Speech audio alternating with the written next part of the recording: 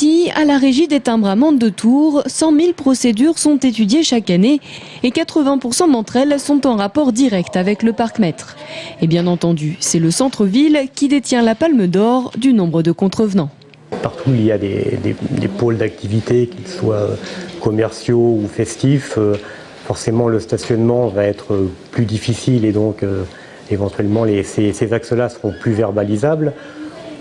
Ça se situe surtout sur l'hyper-centre-ville, sur le secteur gare, du côté de la rue Nationale, etc. Et parmi les infractions, c'est l'absence de tickets qui est la plus courante. Pour le comité des finances locales, à l'origine du projet, l'amende à 20 € inciterait ainsi les usagers à payer leur place de parking.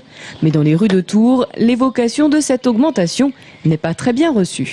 Moi, si j'avais pu, par exemple, je serais pas venu en voiture. J'habite Montlouis et là, j'ai besoin de venir à Tours. S'il y avait des transports de bus beaucoup plus réguliers qu'actuellement, j'aurais pas pris ma voiture. Étant en centre-ville, moi je plains les gens qui travaillent parce que c'est pas toujours évident de se garer, mais je dirais quand même que 20 € ça peut donner, c'est quand même assez cher et puis ils nous prennent tout le temps de l'argent, quoi. Il faut toujours payer, quoi. C'est toujours pareil, voilà. Car si l'argent du parc-mètre permet aux municipalités de réaliser des aménagements de voirie, le procès-verbal est quant à lui versé au trésor public et seule une partie de son montant revient aux communes.